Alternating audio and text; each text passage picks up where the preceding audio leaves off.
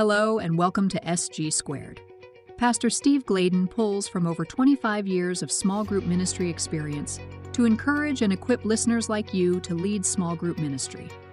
So let's listen and learn together.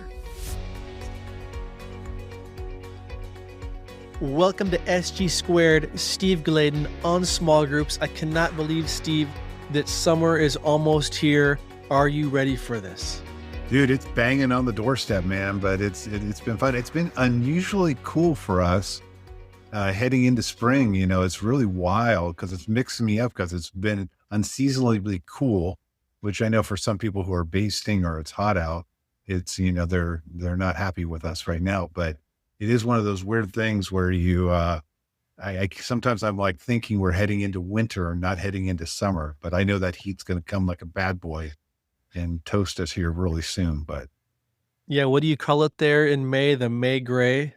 Yeah, A little less exactly trips to that. the beaches for you, Say what? which means a little bit less trips to the beaches for you, probably. Yeah, I tell you, now that I've been getting more skin cancer than I am tanning, it's no beaches. Well, I cannot believe the summer is basically here, and we're talking about 10 things people need to know to build a dynamic small group ministry. You want to give us a little preview about this?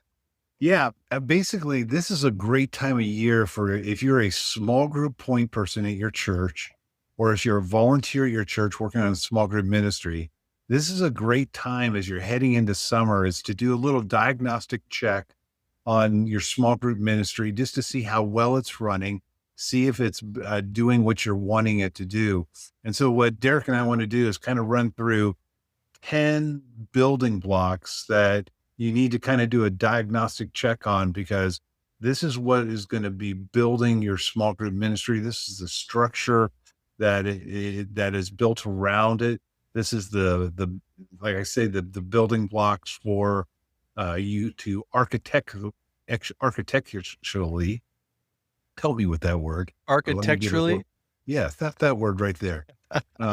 To be able to know that you're building a sound small group ministry. So we want to walk through these 10 things. It's super important as you're listening to them. You can kind of check off and say, okay, I'm doing okay on that one, or I need to brush up on that. And then in the show notes is a diagram of these 10 things that you'll be able to see correlating to small groups with purpose. So I think it's going to be helpful. It's a good review. Sometimes you're going to think that, you know, I've heard this before, or, you know, I already know this, but a lot of times you got to look back under the hood and just make sure that engine is teed up the way you want it to, because summertime is a good time to retool your small group ministry and see where it might need a little help, so that when you're going into fall, it's running super smooth. And the groups you start are groups that you keep, and the groups that you already have are groups that are maturing and doing the disciple making that they're supposed to do. Well said. It's funny, Steve, if you could see the TV screen that I have in front of me here, my screensaver is basically this 3-hour YouTube of the California coast with crashing waves. So I feel like I'm at the beach with you right now. At first, I thought you were going to say you're watching a sports game while we're recording this. I was going to say, really, dude? Really? This is what you're doing? No, it's peaceful SoCal beach. And so here I am with the man himself from SoCal, Steve Gladen. Yeah. So this is exciting. I think our working title for this is 10 building blocks to engineer a dynamic small group ministry. So to everybody listening, make sure you're taking notes. And Steve, tee us up with number 1 here. All right. So the first thing you need to do is understand, what are you producing? And basically you can answer with this simple question: what is success for your small group leaders? Now, your small group leaders need to know, what are we trying to build?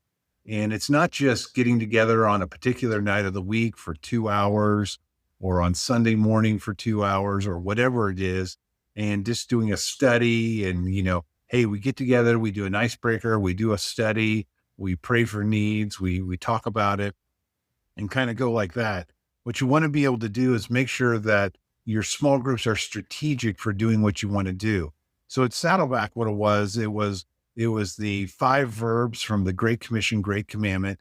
Make sure the groups are engaging on those so that if they look at a 6-month period of time, they would be able to say, hey, we're engaging in all 5 of these verbs. And part of that is it echoed, Rick's book, The Purpose-Driven Life, and which is just a echo of the Purpose-Driven Church book that he wrote. But again, it is helping individuals know that they're trying to get the Great Commission, Great Commandment in their hearts, but also for the groups to do that. So the very first thing is, before you start to build groups, before you do anything, just pull your small group leaders and ask them, what is success for their small group? And then look at all your answers and say, is that what I would say is what I want them to do? So that would be number 1. I like that. What is success? And you're saying ask this to your small group leaders, get all their feedback, and then kind of see, does it line up to where we're going, right? Yeah. I mean, it's just a good reality check, because a lot of times you can train on it. You can talk about it. They can sometimes parrot back what you said right after you said it.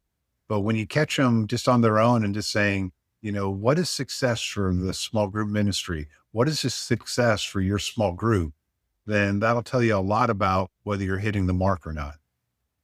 Yeah, good building block, because so many small group leaders probably have a different definition of success. Some might think it's just getting together to have some fun and hang out, while, like you said, others may want to disciple. So that is number 1, a good building block. Okay, number 2, what do we got? Okay. The second thing is for these next 5, they're almost going to be divided into a head guardrail and a heart guardrail. And part of the head guardrail is it's going to consist of 3 things. So let's take number 2. The first thing is you got to have leader training. Now, in the beginning, what you want to be able to think through is, what is the training mechanism that I want to have for my small group leaders? Is it a one and done? Is it something that's modularized all the way through? Is it something that's developmental? And then if so, you got to say, what am I developing them to? And hopefully when you answer the first question, the training should be zeroed in on trying to help them produce what you're trying to do with the end in mind, which is the answer to number 1. So in training, you want to think through 3 different levels. Predominantly, most people just think of, how do I train the group leader? But in this other diagnostic check, if you're doing that one and you're doing it well, then what I would ask next is, am I training the people who attend the group to what they should be doing? And if you're doing that well, then be able to say, am I training the coaches that are helping me shepherd the groups? Am I training them in what I want them to do? So there's the members of the group, there's the group leaders, and there's the coaches. 3 different things you got to be thinking about when you're trying to train small group leaders.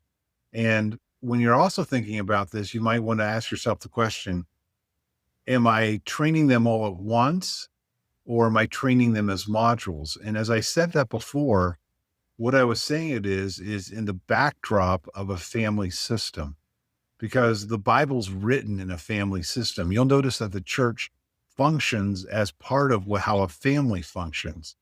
And so you can almost ask yourself, how would I train my kids? Do I sit them down when they're 5 years old and just train them up and then tell them everything they need to know and then turn them loose for the rest of their life?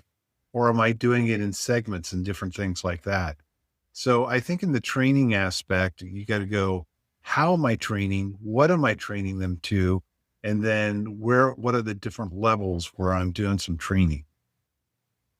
Training. I like that. How am I training, and what ways am I training them in? That's an absolute key building block to this engineered dynamic small group ministry. Okay, number 3, hit us. Yeah, number 3 is also still in this one head guardrail that we talk about that you'll see in the diagram that is in the show notes. But this next one is about the tools you develop. And the tools you develop, again, mirror what you're trying to produce. And this is the success thing. What is success? It's how we answered number one. So the primary tools that we use are a health assessment for individuals and a group assessment for the groups. And with that, you want to make sure that you're doing things in such a way that you're able to help people understand, how am I doing and where do I need to go? And the different tools that you have can be tools that assess health in the group and health in the individual, but they can also be ideas for how they can do what they need to do, or ideas on what you want them to do. So tools can both be idea generators and also accountability or diagnostic tools to see, how they're doing and what you want them to do.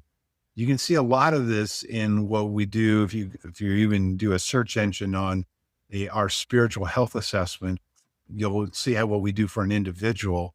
And then we have a 10-question one that we use for groups, just so that they can figure out what they're doing. So one time a year, probably right around January, we would want groups to say, hey, how are we doing spiritually as an individual? And then in February and then in October, we would want them to take a group assessment to say, how is our group doing? How healthy is it? But again, these are tools that they have.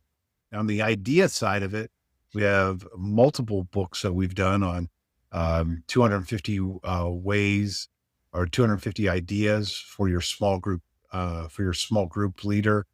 And then we also have another booklet called Big Ideas that the Small Group Network did. And then also in my book, Leading Small Groups with Purpose, is another couple hundred ideas in that book that groups could use. The point is, answer the question, or kind of say to yourself, am I giving my leaders the tools that they need to be able to accomplish what I want them to do? In the framework here of building a house or a structure, a builder can build a nice structure as bad as he wants, but without tools, he's really not going to get a whole lot done, right? So It's a tools are key. excellent analogy for what we're talking about, because it really is those tools, and sometimes they're hand tools, but what we're trying to do is give them power tools so they can do it as quick and as easy. So kudos for the analogy. High-tech power tools. All right, on. Small group ministry. Right. To number 4, hit us. Yeah. So the fourth thing also kind of completes this head guardrail, and this is your curriculum pathway. And one of the dangers I've seen is that so many small group leaders use curriculum just as a filler. What are we going to study next? How are we going to study? But if your tools reflect a deficiency in something, then what you want them to be able to do is say, hey, if my group is weak in evangelism, what is some curriculum in evangelism that will help me out? If it shows I'm weak in serving, what's some curriculum that can help people find their spiritual gifts and volunteer in the church? It may be discipleship. They're not in God's word enough. And so what are some of the curriculum that we can do to do that? My point is that curriculum just isn't a filler. Curriculum should be a strategic tool that you use to help your group get healthy. And so often we don't even have a listing of our curriculum that will help them see how the curriculum can help them build a healthy small group. And so in the curriculum pathway, there's recommendations that you can use for your groups to have in the first year, in the second year, or the third year, so that they have a well-balanced diet of being able to get enough of the trainings that you want them to have so that they can have a healthy small group ministry. What was that saying you used to say? People will join for curriculum, but stay for the relationships? Yeah. And the more relevant the curriculum, the more it attracts people. And so they'll come for the content, but they'll stay for the fellowship or the community. And that's so true. Like, if you're not doing good advertisement on your curriculum, like if you're doing a new campaign, you're really doing a disservice, because like you said, all the Saddleback campaigns you used to do, like it was amazing how people would get excited about like the transformation. Was that one of the campaigns you did? Yeah. Transformed, Transformed was the campaign. Yeah. it was like 5 ways to transform your life. Like who doesn't want to be transformed in some way, right? Yeah. And so that's an example of curriculum being used Properly. properly. Now I need your help to get people excited to join, and then they realize, man, this small group is amazing, and they stay for the relationships. Awesome. Yeah. Okay, number 6, right? 1, 2, 3, 4. How about 5? 5. The fifth thing, we're going to switch down to the bottom. If you're looking at the diagram that's in the show notes, we're going into the hard guardrail. And in that hard guardrail, what we're talking about is that you're going to need one of the two things is you need to be able to collect data. Now, the great thing about data is data can tell you so many things if you collect the right data. Dude, we're having a tough time talking. We should never do an afternoon podcast. And when the weather is turning nice. But data can serve you so well if you're collecting the right data. And so what I would encourage you to do is the data you collect should be that data that helps you with your end in mind. You remember the first question we ask is, what are you trying to produce? What is success in your small group ministry? Well, the data you collect should be data that is helping you achieve that. Now, there's data that we want to know, and then there's data that people want to give us. And part of what we do is we call this soft data and hard data. And the hard data is what the church wants to know, what's your roster? What are you studying? When are you studying it?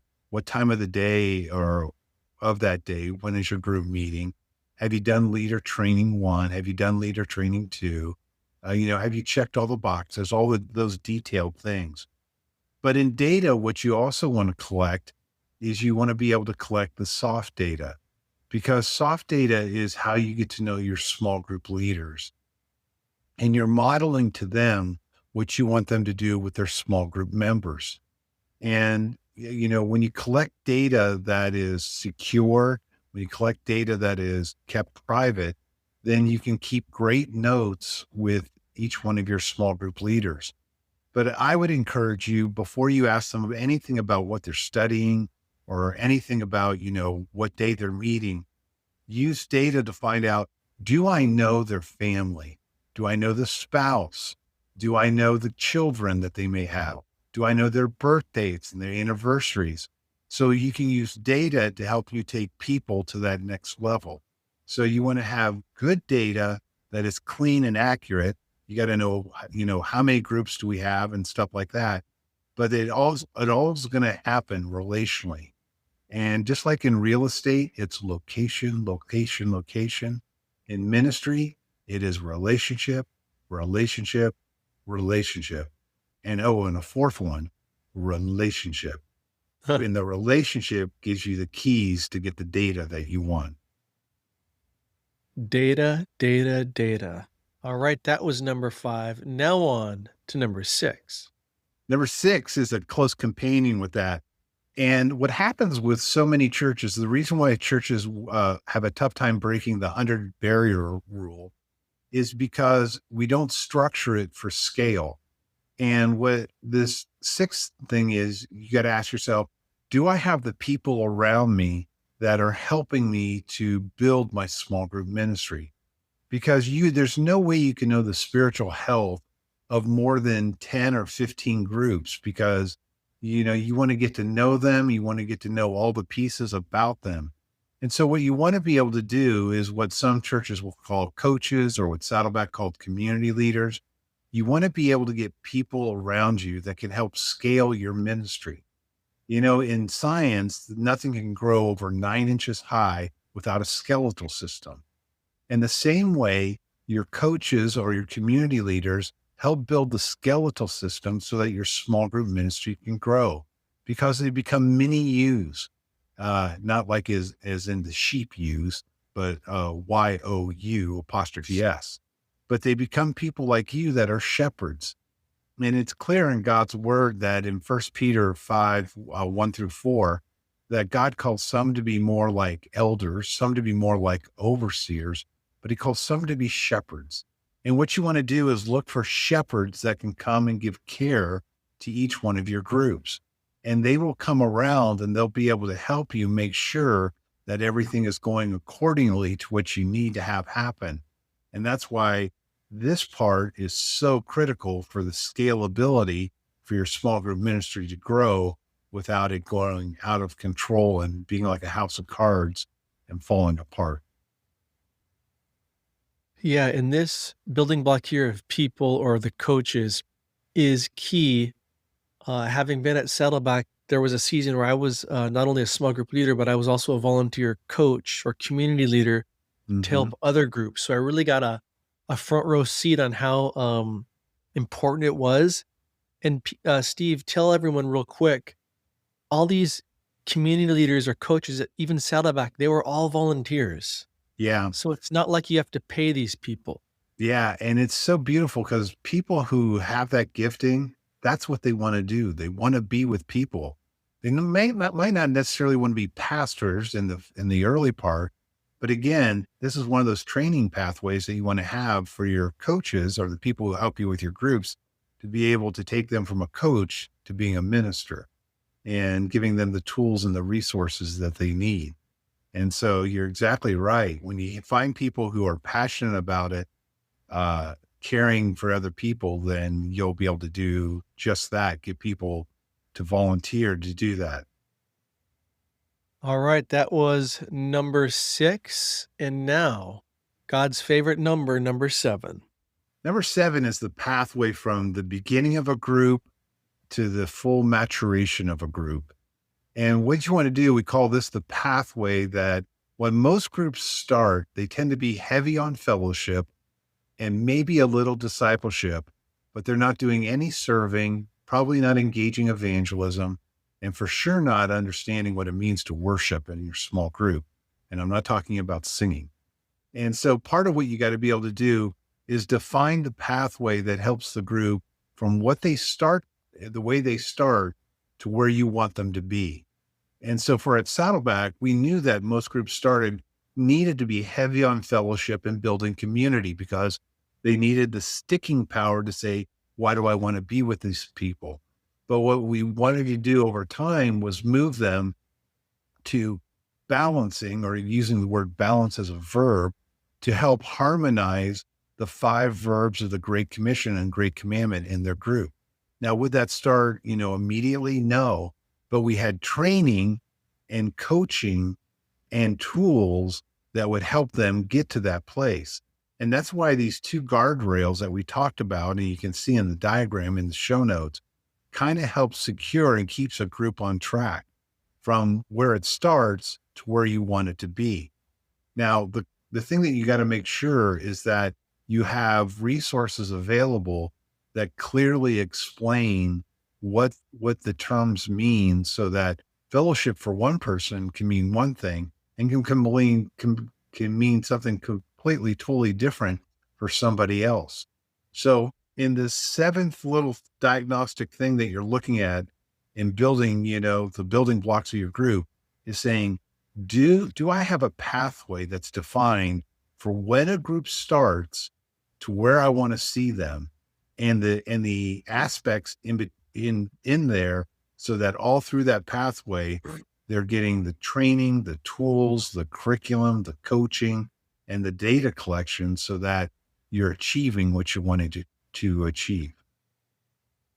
Reminder to everybody to click the link in the show notes to see this image that Steve is referring to with the pathway and the guardrails.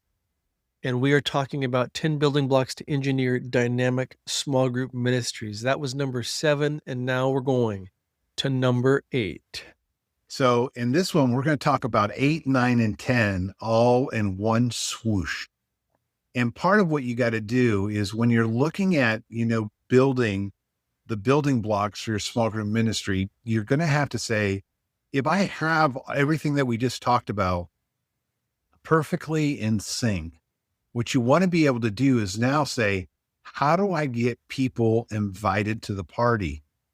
And this is all going to be dependent on your church, the way your church is structured. So if you have adult Sunday school, you're going to go at it a completely different way than if your pastor is on board with decentralized groups, than if your pastor is not on board with decentralized groups. So there's three dynamics that you want to start to look at as saying, if I have adult Sunday school, how am I working with those teachers to make sure I'm not getting a mini temple courts happening on Sunday? But how am I making sure that they're producing the disciples that I want produced? Because again, you don't care where they meet, but you do care what they produce. Then another part of this, if that was number 8, number 9 would be, if my pastor isn't on board with small groups yet, is like some, but isn't on board, then you want to have a connection strategy that can work towards trying to build or get people into small groups the best way possible. And then if your pastor is on board, then you want to look at a church-wide campaign to be able to supercharge and inject starting, hundreds of small groups at your church. Now, each one of these 3 things I talk about in my book, Small Groups with Purpose, and that's in chapters 15, 16, and 17, as you'll see on the diagram. And what I would encourage you to do is say, do I have one of these in place? Do I need 2 of these in place? Do I need all 3 of these in place? Because it may depend on different aspects of where your church is at. So diagnostically, I would want to look to say, what is the best way for me to get people on board in this? So you might have a pastor who is, really on fire for groups, but you may also have adult Sunday school. So you've got to use, 2 of these things.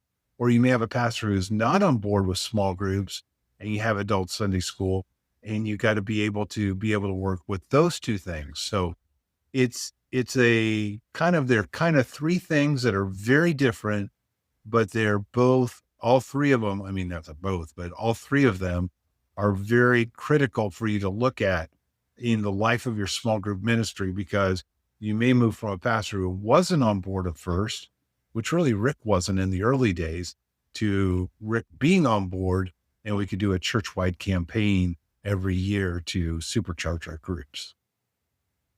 And then there's so many variables kind of in this broader point you're making, that a pastor may be somewhat into groups, but he wants them on campus, like on a Wednesday night around tables, and he's not all about groups in homes, right? Exactly. And that's why it's just so important. And so what I really want to encourage everybody is that, although I've been doing groups for 35 years, I've always had to look almost more than 2 or 3 times a year, looking at our small group structure, being able to say, where have we drifted and where are we not on point? And so what I'd encourage you to do, this is a perfect time of year, at the time we're recording this, we're going into May 6th, trying to figure out, as we're heading into summer. Look at these 10 things, look at this diagram, and I would print it out and I would say, where are we maybe not hitting it in the best places in our small group ministry? And then say, okay, how do I grow in that? And kind of look at the guardrails and say, are the guardrails shored up as best as possible? What do I need to work on? If you're diagnostics, you're looking at this like this, and you want to take it a step level, a layer deeper.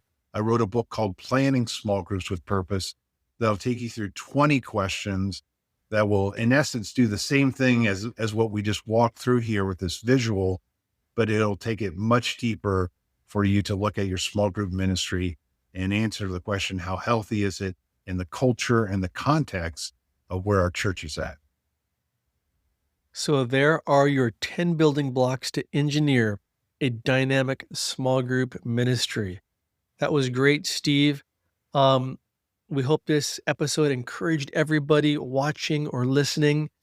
If it did, consider sending it to somebody else in small group ministry to encourage them. Don't forget to click the link in the show notes to check out that graphic. And Steve, any parting words? No, I mean, it's just going to be, it's an ongoing process and never ending process because, again, it's like a family system. You don't train your kids once. It is a process from the birth of your child through their 30s and 40s. So buckle up because this is the great thing about, raising a small group ministry. It is very dynamic, very exciting, but it also needs to be looked at periodically. It can be very messy is what you're saying. Well, we hope this episode encouraged you and equips you to lead healthier, better small groups. And we will see you next time. Goodbye, everybody. See you later, man. Thank you for listening. And don't forget to subscribe wherever you listen to podcasts. If you'd like to go deeper and get more resources or join the Small Group Network, just head over to smallgroupnetwork.com. We'll see you next time.